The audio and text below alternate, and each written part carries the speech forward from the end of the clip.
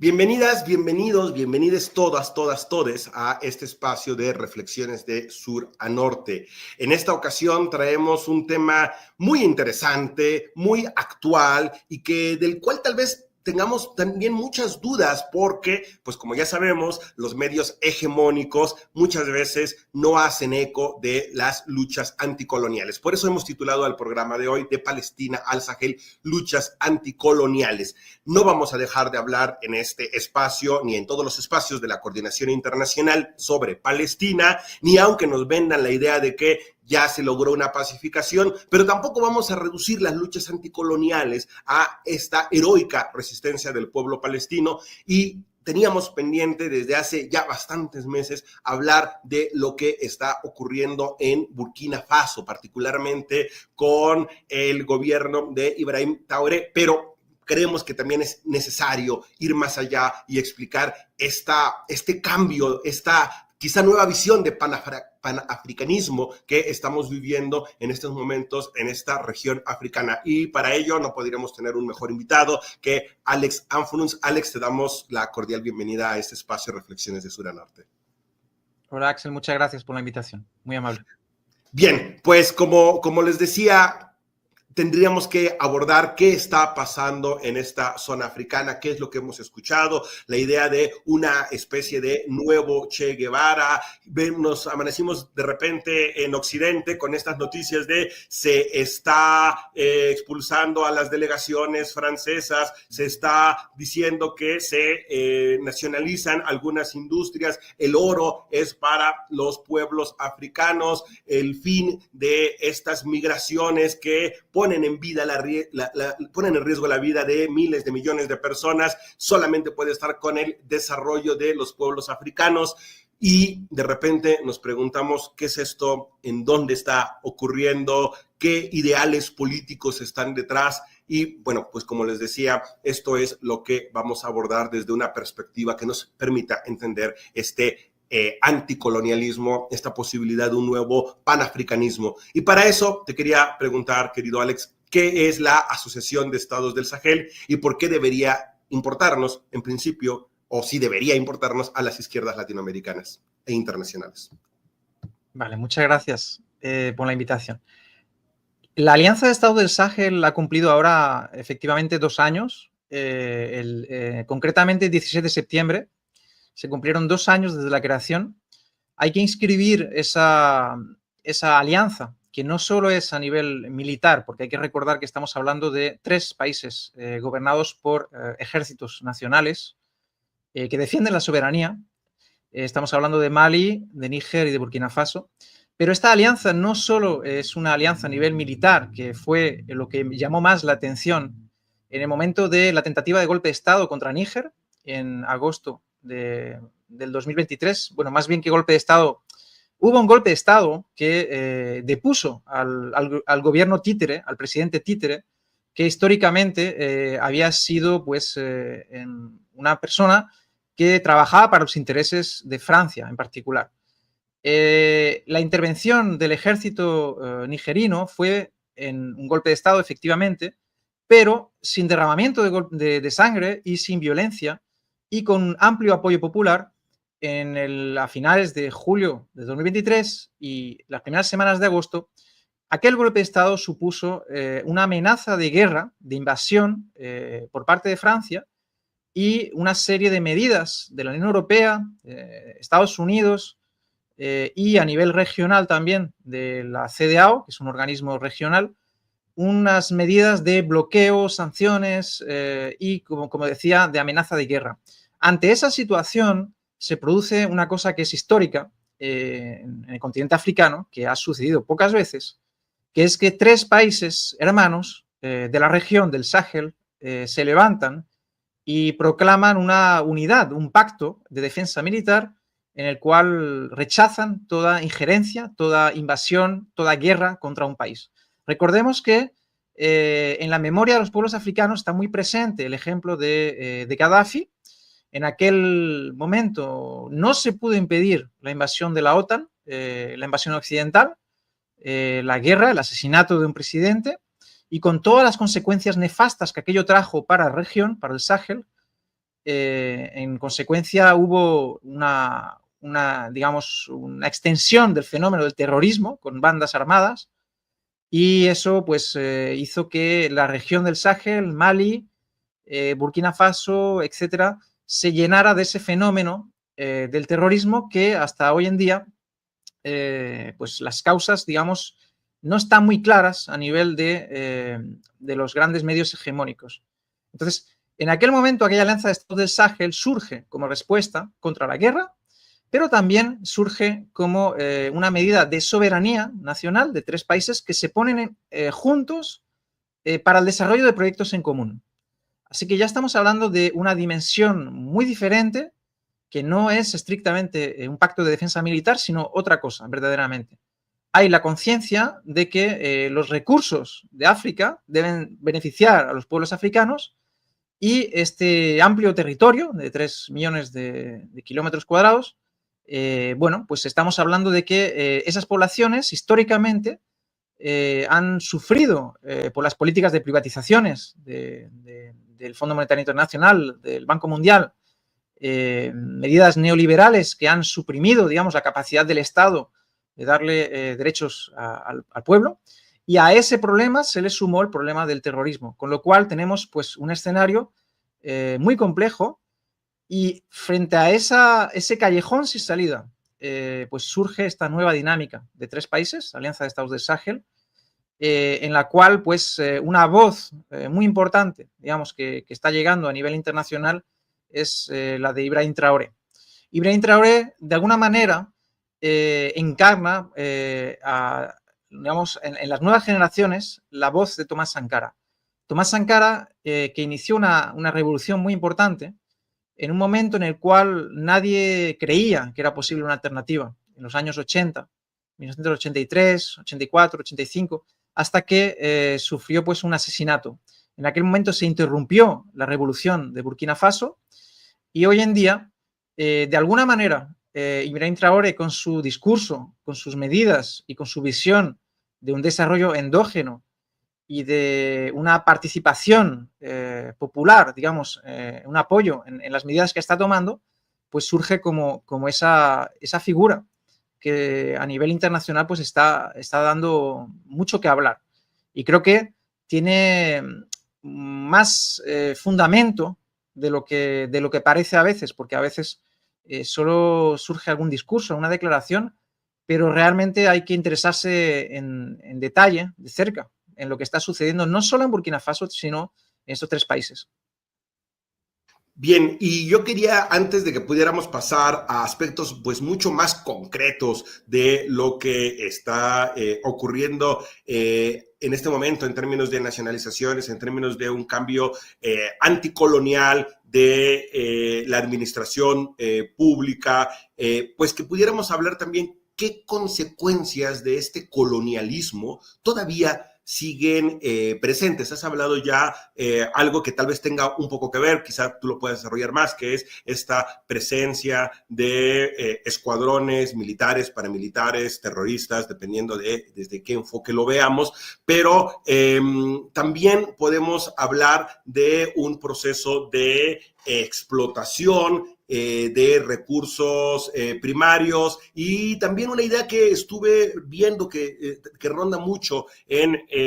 los grandes medios es la inestabilidad política que no permitiría a estas naciones africanas poder gobernarse a sí mismas. Las nombran como regiones inestables, proclives a golpes de Estado, inclusive en la retórica, digamos, de los grandes medios occidentales, pues ven a estos gobiernos como otros gobiernos que habrían provenido también de otros golpes militares, tal vez sin hacer mucha diferencia. Entonces, poniendo el énfasis en el aspecto del colonialismo, del neocolonialismo y de la influencia que todavía tendría Francia en esta región, ¿cuáles pudieran haber sido estos factores que estos 3 gobiernos de esta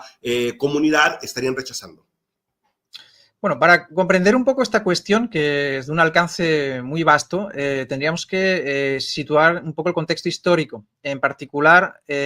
la denuncia del colonialismo hoy en día no es una retórica. Estamos hablando de una lucha contra el neocolonialismo, que es un análisis que ya fue realizado por los padres fundadores de las nuevas naciones africanas desde el momento de las independencias. Estamos hablando que en el año 1960,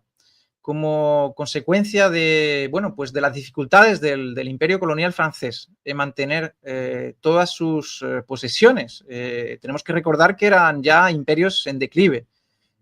tanto el imperio británico y también el francés. En aquel momento habían dos grandes guerras de liberación nacional, la de Vietnam, la de Indochina y la de Argelia. En aquel momento, las derrotas que el ejército francés comenzaba a tener en aquellos dos escenarios dieron muchas esperanzas a los pueblos colonizados en todo el mundo. Había que recordar también, pues, bueno, el movimiento de los países no alineados, toda una serie, el Congreso de Bandung, toda una serie de encuentros, de movimientos, y en particular a nivel de la región del Sahel en África, también a nivel de sindicatos y de partidos políticos, hubo una unión y una noción de que había que luchar, pues, contra la presencia colonial. Ahora bien, desde aquel momento ya se tomó muy en cuenta que llegar a la independencia política no iba a resolver todo de la noche a la mañana. Y Francia, en aquel cálculo que había tomado, era de ceder, digamos, la independencia política, pero imponer una serie de lo que llamaban acuerdos de defensa, que en realidad bueno, pues implicaban una serie de temas, algunos escritos en letra pequeña, digamos, y otros, bueno, mucho más evidentes. Pero aquello eran verdaderas imposiciones. Francia, en el momento en que hubo las independencias, en realidad impidió a los gobiernos, pues, cuestionar una serie de temas. Por ejemplo, el tema de la moneda franco CFA, que era la moneda colonial, que fue impuesta por Francia. Los países que rechazaban esa moneda y que querían una soberanía monetaria, pues fueron considerados los enemigos, digamos, en el momento de las independencias, ya después de acceder a las independencias, en particular Sékou Touré en Guinea. El presidente de Togo, primer presidente de Togo, fue, bueno, pues el primero de los golpes de Estado en el cual Francia, según una serie de investigadores, ha tenido un papel en el asesinato, en el golpe de Estado del primer presidente de Togo, Silvanus Olympio, que es una cosa que analizo también en el libro. Hubo una serie de precedentes de lo que se llama el neocolonialismo desde los primeros años de las independencias, los años 60. Entonces, esa cuestión de que Francia impedía verdaderamente acceder a la soberanía se acompañaba de unas múltiples injerencias a todos los niveles y en particular también con sabotajes y golpes de Estado y el apoyo a dictaduras amigas de los intereses de Francia. Entonces, esto se conoce en el continente africano, en la África francófona, como la France-Afrique, es decir, un término que explica que Francia nunca había, digamos, verdaderamente dejado de lado las relaciones de poder y de, digamos, de impunidad a lo que eran, pues, violaciones de derechos humanos, apoyo a dictaduras, etc. Entonces, la historia de esta región, la historia de estas independencias, se desarrolla con muchas dificultades en ese escenario y se complica mucho más en la época de los años 80, 90, pues, como comentaba, con el tema de las privatizaciones. Así que esta es un poco el telón de fondo de por qué la juventud ha sacado un balance de los 60 años de las independencias. Esto es una fecha que marcó mucho a la juventud africana hace pocos años. Y en particular en Burkina Faso, por ejemplo, una insurrección popular en el año 2014, octubre de 2014. Aquella primera insurrección, como fruto de las movilizaciones de la juventud, hizo que el presidente Blaise Compaoré, que era un dictador, que era el que había bueno, derrocado a Thomas Sankara y muy posiblemente implicado en su asesinato con el apoyo de potencias extranjeras, pues cayó, ¿no? Aquel dictador cayó y se inició una nueva fase. Entonces, como comentaba, la nueva fase está marcada verdaderamente por la cuestión geopolítica. La fase de lucha contra las tropas extranjeras se ha materializado en la expulsión de tropas extranjeras, tanto de Estados Unidos como de Francia, como de Alemania, en los dos países del Sáhel, es como consecuencia de una reocupación militar, una recolonización que la juventud ha analizado con mucha perspicacia, y esto es lo que explica, a mi modo de ver, el apoyo popular a estos gobiernos militares.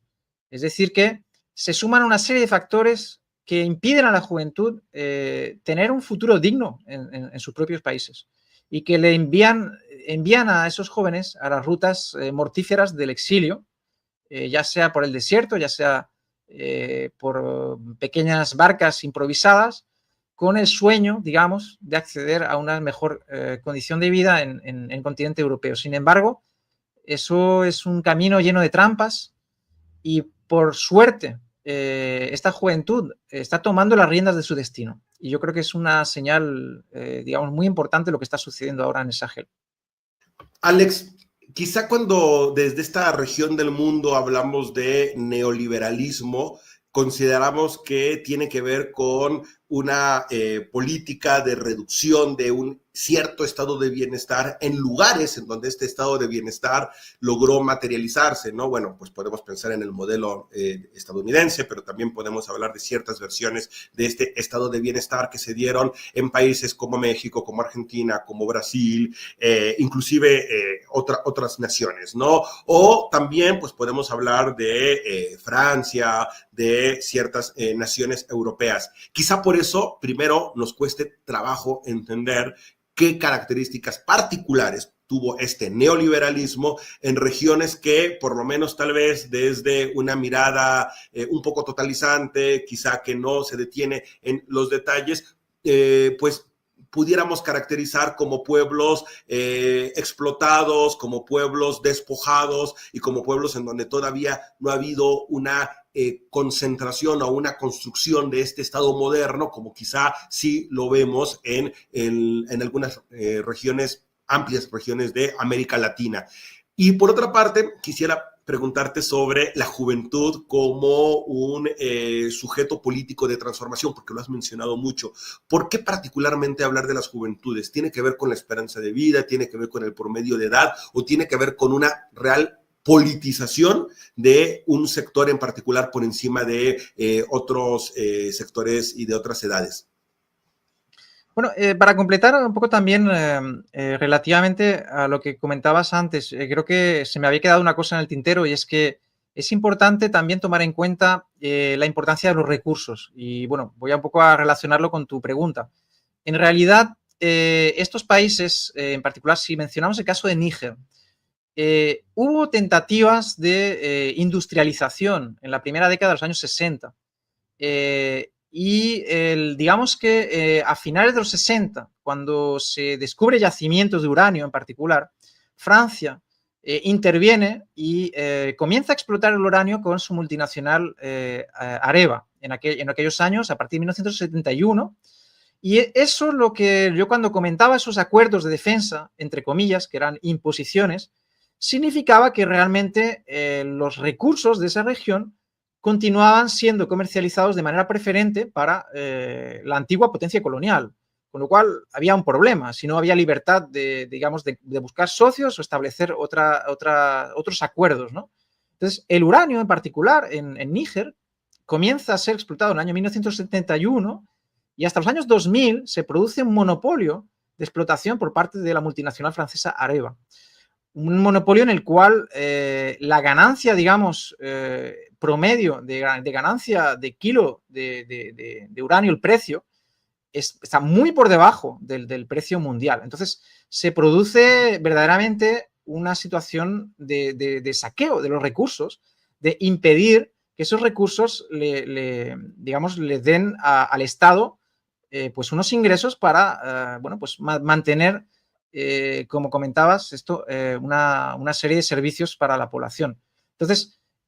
desafortunadamente, bueno, pues hay este sistema, ¿no?, que todavía es una especie de maldición, porque es verdad que en muchos países del sur esta situación digamos, de explotación de recursos en mineros, etcétera, pues a veces no se ha traducido en mejoras para la población. Pero en el caso de Níger sí hubo tentativas, por ejemplo, de empresas nacionales, etcétera, un comienzo de industrialización, pero que fue interrumpido. Entonces, para volver un poco a la cuestión del Estado, y pues entonces hay que saber que en los años 90 se produce pues una fase de supuesta democratización. Se terminan algunas dictaduras, de hecho fue una especie, en cuestión de un año o dos, en estos países del Sahel, pues hay una especie de ola democratizadora con el aval, con el apoyo de Francia nuevamente. Y aquella situación en la que se suponía que ya había democracia, pues el actor que impidió verdaderamente al Estado tener esa capacidad para darle pues, beneficios a la población, para darle sus derechos, en definitiva, eran las instituciones como el Fondo Monetario Internacional y Banco Mundial. Es decir, que se vio muy claramente en los años 90 y 2000 como el actor que les impedía a esos estados pues, defenderse realmente, el actor que le abría las puertas a las multinacionales eran esas instituciones internacionales. Ahora, respecto al tema de la juventud, en el caso de Níger, que yo he estudiado, de hecho tengo un artículo escrito que va a ser publicado dentro de poco, sobre la cuestión del sindicatos de estudiantes en Níger, que es un actor muy importante de la oposición.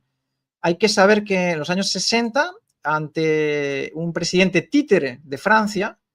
que era Mani Diori, se produce un movimiento de guerrilla en Níger que fue apoyado por los líderes panafricanos más importantes de aquella época, de los países vecinos, Kwame Nkrumah, Sékou Touré, y ese movimiento de guerrilla, Sawaba, fue machacado, se fue eliminado al cabo de unos pocos años, evidentemente con el apoyo también de Francia. Aquel movimiento de guerrillas en algunos países africanos también se produjo como consecuencia del ejemplo de la lucha del pueblo argelino, movimiento de liberación nacional argelino, en particular en Camerún. En Camerún también hubo una represión salvaje de la guerrilla del pueblo de Camerún. Entonces, el movimiento estudiantil se comienza a ver la fuerza que tiene, por ejemplo, en Níger, a partir del momento en el cual no existe instrumento político digamos, para organizarse como alternativa. Entonces, es a través de los sindicatos, a través del movimiento estudiantil, en el cual se organiza esa oposición en los años 70, 80, y se mantiene incluso una visión antiimperialista muy clara, una formación política muy clara, y es este movimiento estudiantil que está apoyando sin ambajes muy claramente, por ejemplo, el Consejo Nacional de la Salvaguardia de la Patria, CNSP, en Níger, en un momento clave, que era el momento en el cual se trataba de, mediante el arma de las sanciones, del bloqueo, que son verdaderas armas de guerra, se trataba de dividir a la población y a estos líderes, estos militares que no dejan de ser, de alguna manera, también herederos de una lucha anticolonial y de una serie de precedentes históricos, aunque podamos todavía preguntarnos hasta qué punto estos actores todavía están en una búsqueda, digamos, de sus referentes. Esto es algo que sería importante también tomarlo en cuenta, porque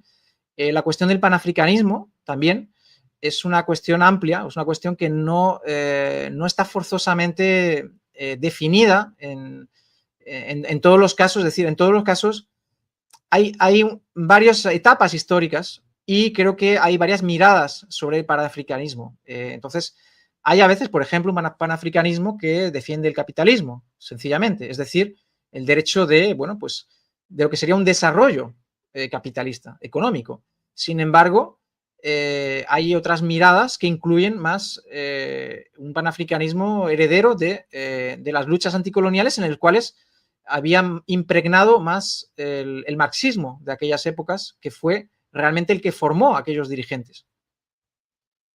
Justamente un poco más adelante tenía yo una pregunta en esta escaleta que preguntaba si estamos hablando de una especie de panafricanismo que esté marcando una vía a una especie de socialismo o a una socialdemocracia o a una vía de capitalismo nacionalista.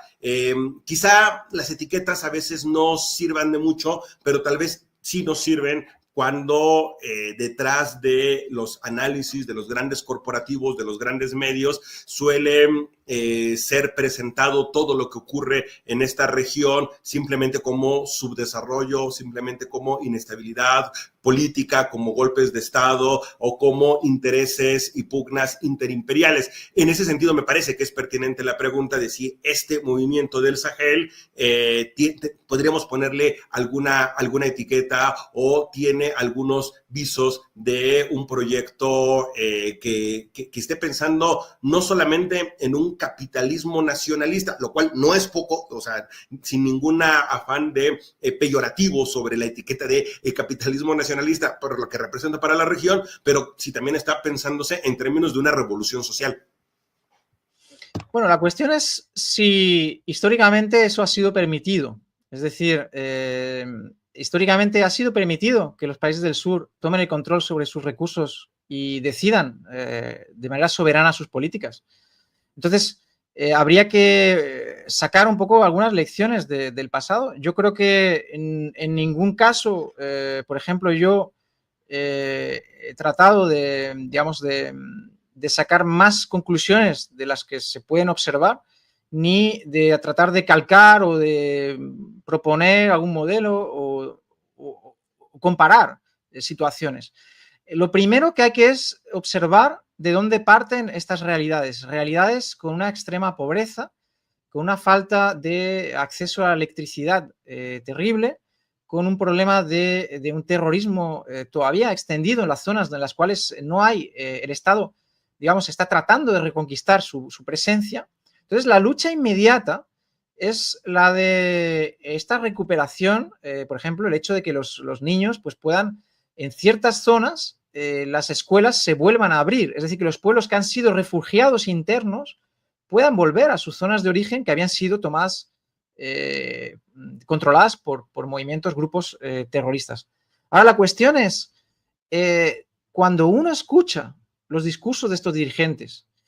el análisis sobre el imperialismo, sobre el neocolonialismo, está muy claro. Es decir, yo creo más bien que hay mucho que aprender, por ejemplo, en todo caso, desde Europa, por la situación históricamente el eurocentrismo que ha habido. Creo que hay mucho que aprender de lo que se está haciendo, de lo que se está construyendo, y hay una visión claramente endógena, una visión de desarrollo endógeno, de soberanía alimentaria, de soberanía energética, de cooperación, es decir, puesta en común de una serie de proyectos para beneficio de los pueblos, es decir, más allá de esas fronteras nacionales que son consideradas de alguna manera como la herencia del colonialismo, en las cuales hay poblaciones que son realmente las mismas de un lado y otro de esas fronteras, de esas nuevas naciones. Entonces, hay un cuestionamiento, incluso a nivel cultural, de la influencia occidental, de los medios hegemónicos también occidentales. Es decir, están rechazando realmente que se les dicte lo que deben pensar, lo que deben hacer. Y entonces yo creo que quizá todavía no sepamos exactamente en qué se va a traducir, pero sí que hay una serie de medidas que están muy claras. Es decir, cuando uno escucha, por ejemplo, una cita de Tiani, presidente de Níger, que me gustaría reproducir aquí, muy breve, dijo: nadie, nunca más, ningún Estado, ninguna organización estatal o no gubernamental nos volverá a dictar su voluntad. Cuando escuchamos a Ibrahim Traoré reunir a los capitalistas de su país, bueno, que en realidad lo que hacen es importar producción de arroz para Burkina Faso, porque es un producto que es muy consumido, y cuando él les dice esa importación, ustedes con las ganancias que hacen, tienen que dedicarle una parte, un porcentaje a la producción nacional, cuando él es capaz de reunir a esa gente que tiene poder y les dice, ustedes van a tener que rendir cuentas. Está poniendo encima de la mesa un cuestionamiento. Y cuando se plantean toda una serie de proyectos de soberanía, yo creo que siempre se recuerda que el beneficiado debe ser el pueblo. En el caso de Níger, que es el caso que más he estudiado, hay una serie de medidas sociales claras, como reducción del precio, del costo de ciertos servicios médicos, de una serie de materiales, por ejemplo, de construcción, de cemento, etc. Hay también reducción de precios de alimentos básicos. Hay una serie de protecciones que se están planteando para la población y yo creo que, históricamente siempre los procesos que nosotros podríamos considerar como, digamos, en el buen sentido del progreso para la humanidad, siempre se han conducido pues de manera original. Yo creo que no hay que ver una reproducción, digamos, de otras experiencias. Ahora sí que es cierto que en algunos casos sí que debería a lo mejor definirse, por ejemplo, si hablamos en el caso de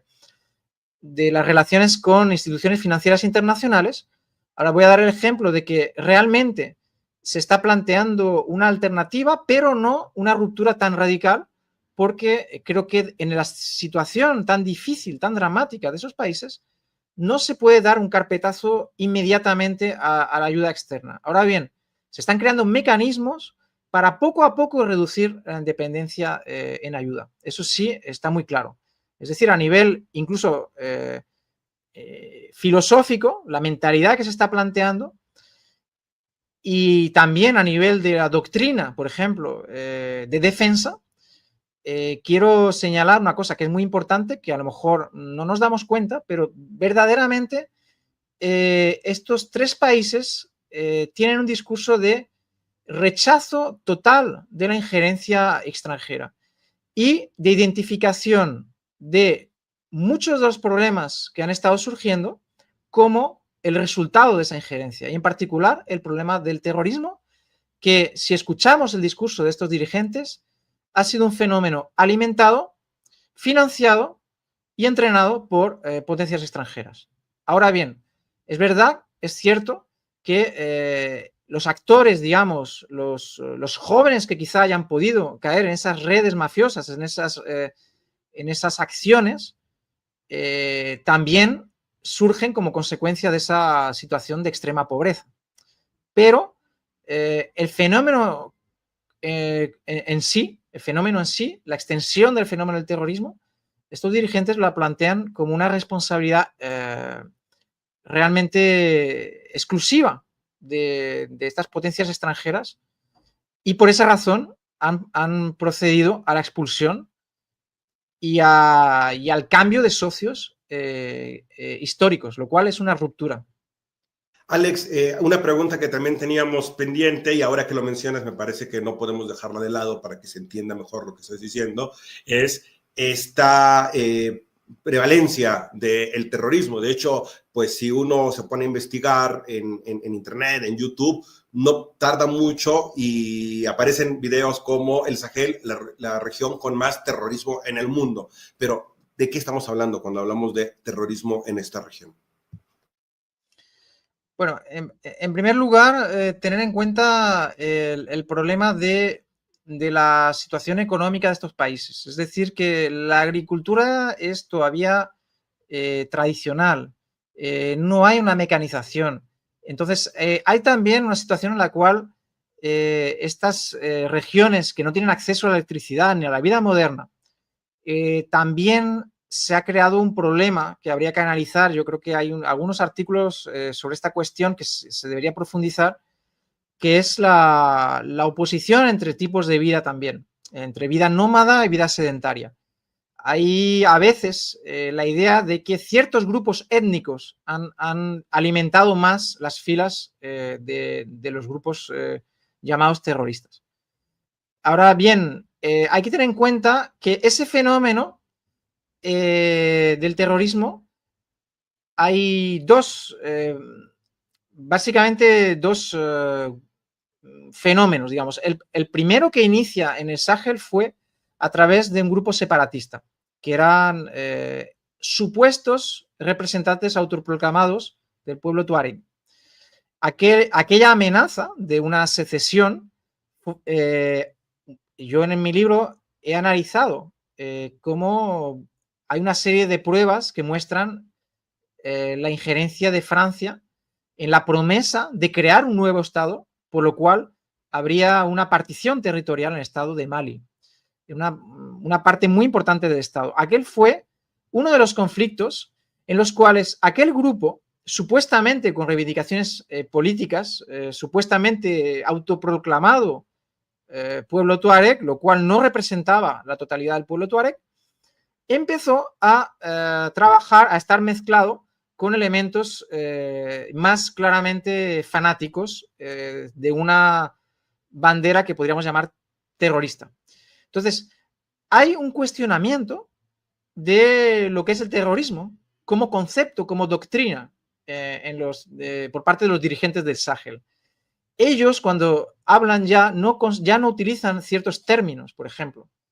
Consideran que el término de yihadismo o incluso terrorismo ya no corresponde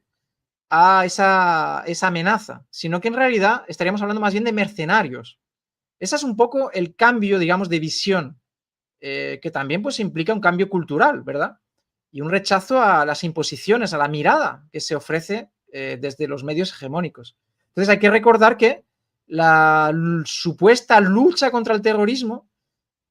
como doctrina pues fue lanzada a los cuatro vientos por George Bush, con las consecuencias nefastas que tuvo, porque en lugar de eliminar el terrorismo supuestamente en Irak, lo que hizo fue multiplicarlo. Vimos cómo en Siria llegaron a apoyar a una serie de grupos y actualmente quien dirige ese país era una persona que estaba en una lista de gente buscada por actos de terrorismo. Con lo cual, vemos que si escuchamos el discurso de estos dirigentes, creo que no habría que tomarlo a la ligera, por lo menos. Yo creo que habría que considerarlo y analizarlo como algo factible. Es decir, que pueda haber una injerencia a ese nivel de desestabilización de los países a través de supuestos grupos terroristas que en realidad utilizan la religión como un pretexto. Realmente, cuando uno se interesa, digamos, en las realidades del continente africano, realmente el extremismo religioso, confesional, no corresponde realmente a las prácticas que se observan. O sea, no es algo verdaderamente artificial y visto como algo que no corresponde a las tradiciones ni a la manera de ver las cosas de las poblaciones. Entonces, esta cuestión del terrorismo en la región del Sahel vino traída, como lo comentaba, a través de la guerra de Mali y a su vez venía de la guerra de Libia. Por lo tanto, hay una, continuidad entre la intervención occidental en las guerras de Occidente y el fenómeno de la extensión del terrorismo. Entonces, en la actualidad hay una redefinición de terrorismo y el presidente de Mali, Assimi Goïta, incluso, en un discurso dijo que hay diferentes tipos de terrorismo: el terrorismo comunicacional, el terrorismo económico y el terrorismo de los grupos armados, lo cual de alguna manera es muy interesante porque está desmontando ese discurso de lucha contra el terrorismo a un solo nivel, como si se tuviera que luchar enviando ejércitos, ¿verdad? Lo cual es una manera muy interesante, ¿no?, de abordar el problema, porque no se ha visto ni en Irak ni en otros escenarios una eliminación, digamos, de ese problema, sino más bien una multiplicación. Se está fomentando ese problema Así que en el Sahel africano creo que es un desafío pendiente, pero está siendo abordado de manera muy interesante. Bueno, Alex, como tú decías, hay muchos temas que están planteados acá y que realmente dan para 3 o 4 programas, pero creo que uno que podríamos poner ahí en el tintero y que las personas en los comentarios que nos vean nos digan si les interesa, es justamente este uso ideológico del término terrorismo como una estrategia más también de intervencionismo imperial, ¿no? Y me parece que en México tenemos mucho que decir al respecto, pero es mucho más interesante cuando podemos tener estas historias comparadas, inclusive entre imperios que tal vez desde esta parte de América, de el Abya Yala, para no llamarla simplemente Occidente, de repente perdemos de vista con estos otros procesos imperiales. Y vamos a otro espacio geográfico en donde ha habido noticias esta semana, se anuncia una pacificación, hablan los medios de la pacificación conseguida por Donald Trump, y nosotros sabemos que tú estuviste en Palestina, que participaste de un documental cuyo título es La verdad asediada, y así que, bueno, pues quizá como para hacer un breve resumen, un breve diagnóstico de lo que ha ocurrido en Palestina, que no se debe reducir desde nuestro punto de vista a este recrudecimiento, a esta exacerbación de un genocidio que ha venido ocurriendo desde los años 40. ¿Cuál sería para ti un diagnóstico que puedes dar de esta verdad asediada que ocurre en Palestina o que está dándose en Palestina? Bien, el trabajo que hicimos, que ya fue realizado en el año 2007, pero sigue siendo de actualidad. En el momento en el cual fuimos a grabar aquel documental, una parte de nuestro equipo se desplazó también al territorio de Gaza. Era el comienzo del bloqueo. Estamos hablando del año 2007. Así que hay que tener en cuenta, digamos, el sufrimiento que esa población en Gaza ha estado teniendo, porque no solo el problema del bloqueo, de la falta de acceso a alimentos, de la falta de electricidad, sino también los bombardeos de manera recurrente, lo cual algo se olvida, es que esta campaña de exterminación, de genocidio, en la cual ahora se han cumplido esos 2 años y en la cual se abre una perspectiva que realmente es difícil calificarla de esperanzadora, porque es algo que se ha destruido prácticamente todo lo que existía en Gaza. Hay unas víctimas que yo creo que se han estado calculando muy posiblemente a la baja, y todo esto se enmarca en un conflicto que finalmente es más que solo el territorio de Gaza, que no deja de ser un pequeño territorio en el cual esas 2 millones de personas han estado viviendo un calvario realmente, que en realidad ha destapado la hipocresía, ha destapado la naturaleza de las políticas occidentales, de las alianzas de los gobiernos del norte, en particular el apoyo, la financiación a un Estado sionista criminal, el apoyo a una realidad que está caracterizada por un colonialismo. Y yo creo que ha abierto los ojos a millones de personas en todo el mundo. Y yo creo que más bien esa es la perspectiva esperanzadora, en cierto modo, aunque yo siempre defiendo la idea de que son los pueblos quienes protagonizan sus propios procesos de liberación y sus luchas. El caso de Palestina también es un caso especial. Creo que por la duración de ese conflicto, por las alianzas, las implicaciones, las relaciones que permiten esa limpieza étnica, ese genocidio, porque estamos hablando que no solo es en el territorio de Gaza, sino que en Cisjordania ha habido, según cálculos, un 20% de la población palestina que ha estado siempre, digamos, sometida a encarcelamiento de manera arbitraria. Y hay, bueno, el problema de los detenidos por tribunales militares, la detención administrativa, es un fenómeno que cuando una persona visita esos territorios ocupados, uno ve ese ejército omnipresente y se da cuenta también de que hay incursiones que detienen a niños, a ancianos o a cualquier persona y que la mantienen incomunicada. Entonces, esa situación hace que en realidad veamos hoy en día al pueblo palestino como un rehén totalmente. O sea, el pueblo palestino ha sido secuestrado durante décadas por ese régimen colonial que solo es posible con el apoyo de los gobiernos occidentales. Entonces, ahora esta situación en Gaza es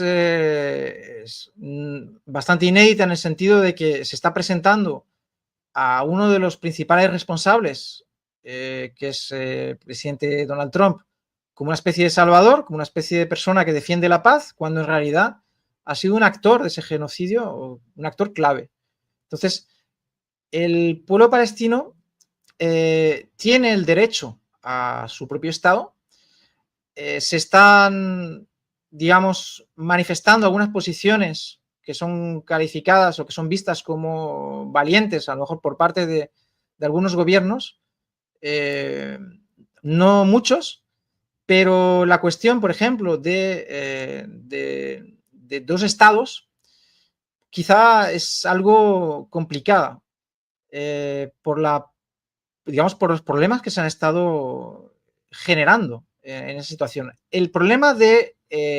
crear dos estados es ignorar la realidad de los hechos, es ignorar que hay un colonialismo que se está extendiendo desde los años 90. Es decir, el territorio palestino está ocupado, incomunicado, las poblaciones están de unas a otras, no tienen, digamos, la capacidad de demostrar un territorio coherente, y hay toda una serie de problemas a nivel económico que hacen que el colonialismo no va a ceder en sus propósitos. Es decir, hay que tener muy claro que a lo mejor ciertos discursos que se están planteando no van a poder materializarse, y sabemos que ya hubo en los años 90 aquel proceso de paz de Oslo, que bajo aquel proceso de paz se multiplicó el problema del colonialismo, de la colonización de territorios. Entonces, si esos discursos se quedan en palabras, sin sacar las conclusiones, sin interrumpir los lazos con criminales, porque son responsables de genocidio, creo que toda acción a nivel internacional debe pasar por una ruptura, por una condena total de ese Estado, que es una forma de fascismo, digamos, nueva, que está siendo normalizada. Entonces, creo que hay que tener en cuenta que después de estos 2 años de genocidio, los pueblos del mundo han mostrado una solidaridad sin precedentes, y creo que es una muy buena señal. Ahora la cuestión es, ya estamos viendo que hay algunas acciones que quizás suscitan demasiada ilusión, pero se traducen en acciones, digamos, que no llegan a sus propósitos, como por ejemplo las flotillas. Yo creo que es importante apoyar todo tipo de solidaridad internacional, pero esta debe ser organizada. Y debe ser, digamos, no desde un punto de vista humanitario, sino abordando todo el problema en su dimensión histórica y a nivel político.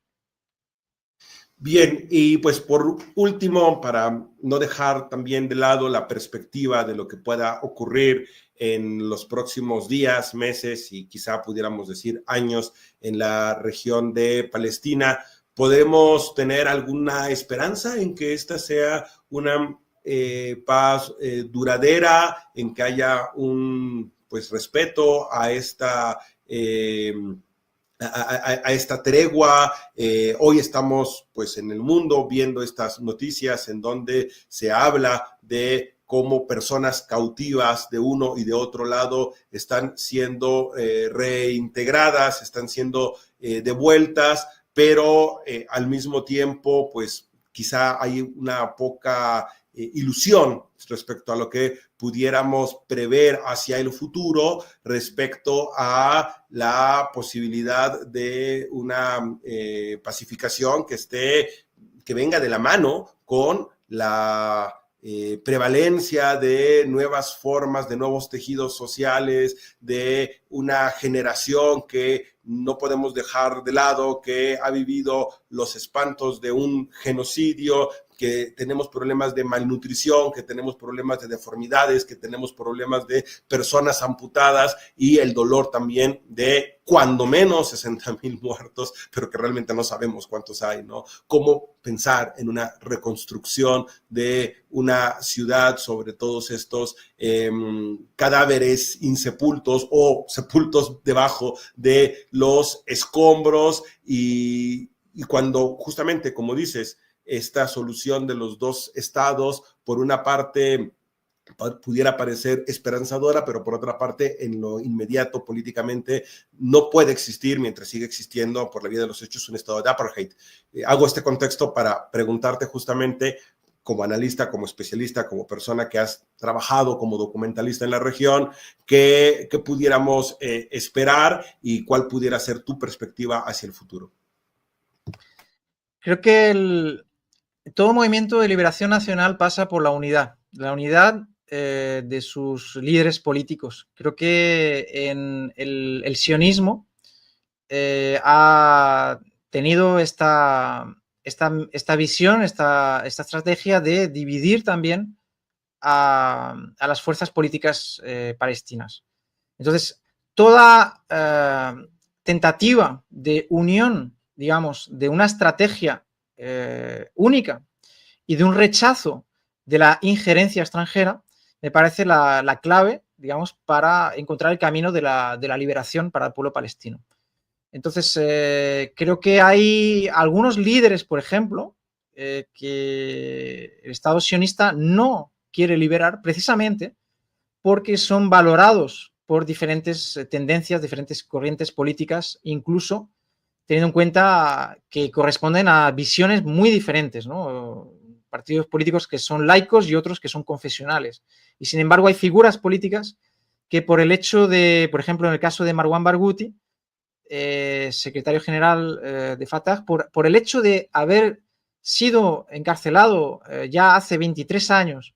por el hecho de defender esa unidad y de ser una persona que no ha estado metido en asuntos de corrupción, etcétera, que sí que es el caso de otros dirigentes de la autoridad palestina, pues tiene esa capacidad a veces de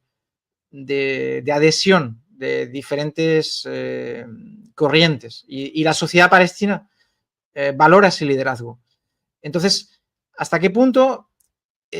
Bueno, el Estado sionista tiene muy claro que hay que impedir que emerjan esos liderazgos. Entonces, su principal objetivo es dividir y tratar de, bueno, de que los palestinos se enfrenten entre ellos. Esta es digamos, una situación que, bueno, de alguna manera, la realidad en Gaza y Cisjordania se ha visto como Gaza había sido aislada, había quedado en manos de esta fuerza política y esta creación de un enemigo terrorista, porque es eso de lo que estábamos hablando precisamente, es que el movimiento político Hamas, al margen de las acciones que hayan podido tener, que tuvieron lugar hace 2 años, tiene su historia, tiene su evolución, tiene sus reivindicaciones políticas y no se le puede, digamos, designar con unas etiquetas de esa naturaleza. Es decir, no se puede comparar, digamos, con un fenómeno de terrorismo ciego contra la población civil cuando no es ese, digamos, la historia de ese movimiento. Ahora, es cierto que en determinados momentos políticos, en determinadas situaciones, algunos movimientos de liberación nacional han tomado ese camino, ese recurso o ciertas acciones que no hayan, digamos, obtenido a lo mejor el apoyo de toda la población o que hayan a lo mejor sido forzados a ello. Creo que el problema, bueno, el recurso, digamos, a la lucha armada por parte de un movimiento de liberación nacional no es una opción agradable. Ha sido una opción impuesta por la fuerza. Y esa situación, digamos, lo que es la resistencia palestina,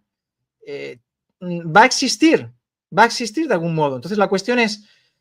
¿quiénes quieren como interlocutor el Estado sionista? Un partido político poco presentable que a lo mejor pueda presentarse como terrorista, o un partido político como el que históricamente había estado, digamos, representando al pueblo palestino, que era más bien laico. La situación histórica de los años recientes ha hecho que, bueno, pues progresivamente la autoridad palestina se haya deslegitimado, es decir, el partido que está, digamos, en Cisjordania está siendo visto más como incapaz, digamos, de hacer frente a las soluciones para el pueblo palestino, y ese partido pues ha ganado, digamos, más apoyos. Pero la clave es no dejarse distraerse por, digamos, por divisiones en la sociedad palestina, sino ver que el colonialismo solo tiene un final, y es la liberación de los pueblos colonizados. Y hay que esperar que esa lucha no se produzca, digamos, con formas, digamos, que no apoyamos, que pudieran haber, por ejemplo, víctimas civiles. Sin embargo, a nivel de la historia, pues desafortunadamente se ha producido. Entonces, lo que hay que ver es la historia a largo plazo y tratar de entender de que ese fenómeno colonial en Palestina debe terminar. Y esa naturaleza de un Estado fascista que extermina a una población, sin importarle si son niños, ancianos, estamos viendo realmente esa naturaleza, esa ideología del sionismo ha quedado expuesta. Y solo nos cabe esperar que las generaciones que vienen sean capaces de luchar de manera más determinada contra ese fascismo, que es algo decadente, es algo que no puede mantenerse. Yo creo que incluso aliados se ven forzados en algún momento a condenar esas prácticas. Aunque defienden un apoyo incondicional, en otros momentos hay otros aliados occidentales que se ven obligados a condenar lo que es el colonialismo. Entonces hay una hipocresía todavía que hay que continuar a exponer, hay que continuar a hacer, hay que seguir haciendo presión contra los gobiernos que muestran esa hipocresía, y hay que utilizar esa herramienta del boicot y esas herramientas que dan sus frutos. Creo que la presión popular internacional es necesaria para terminar con ese fenómeno que tiene sus implicaciones a nivel internacional y sus complicidades.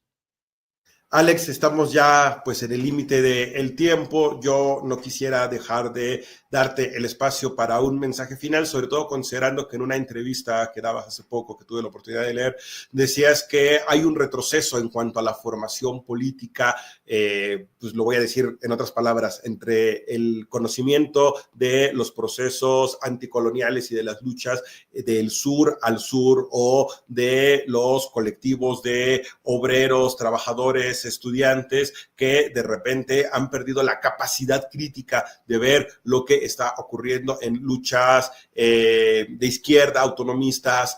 postcoloniales en otras partes del mundo. Me llama mucho la atención que justamente digas que hace algunos años tal vez había una mayor necesidad y posibilidad de estudio serio entre los colectivos, entre el pueblo organizado, de estudiar estos procesos de luchas, y hoy que estamos en la supuesta sociedad de la información, pues pareciera como que hay un menor interés. Dado que estamos en un espacio de formación política, en una entrevista dentro del Instituto Nacional de Formación Política de Morena, y que tenemos estos dos temas, por una parte el Sahel, por otra parte Palestina, pues me gustaría pedirte una reflexión al respecto. Bien, esta idea parte también de mi experiencia como periodista en un medio asociativo. yo creo que es muy importante el desarrollo de medios alternativos y la también progresiva, digamos, dedicarle recursos, dedicarle tiempo y un trabajo cada vez más serio y profesional a la cuestión de un periodismo militante. Yo creo que iniciativas como la que lleváis a cabo es muy importante, y la publicación de libros y de la creación de medios para extender pues, esta formación en cuestiones internacionales para los pueblos que están en un contexto del capitalismo que ya lo vemos, no es un capitalismo presentable, ni un capitalismo que esté ayudando a las poblaciones en sus sistemas, sino que realmente se están viendo muchas grietas, ¿verdad? Y esas grietas son oportunidades para que la juventud, los trabajadores que viven esa explotación a diario, digamos, profundicen en su comprensión de este sistema. Y yo hago referencia a menudo, porque yo he crecido en España y he vivido en Francia, y he constatado la falta de interés o la falta de estudio de estas cuestiones internacionales que en otras épocas pues se tomaban mucho más en serio, porque digamos que hay una implicación de este sistema del norte, de esas estrategias de dominación, de esas guerras que vienen desde el norte, hay su reflejo, sus consecuencias en los países del sur. Con lo cual yo no puedo tomarme en serio una organización política que no aborde ese estudio, esa formación, que no analice lo que está sucediendo. Y entonces yo creo que es muy importante tender esos lazos de solidaridad entre los pueblos. Y yo cito siempre a Martí. De hecho, lo cito al final de mi libro, ¿no? Porque creo que es muy importante esta frase, ¿no? Él, que es conocido, José Martí, luchador anticolonial contra pues el colonialismo español, en uno de sus últimos lugares, ¿no? En Cuba. Y José Martí, que era un gran poeta, un gran luchador, y que lo dejó todo para morir, digamos, con las botas,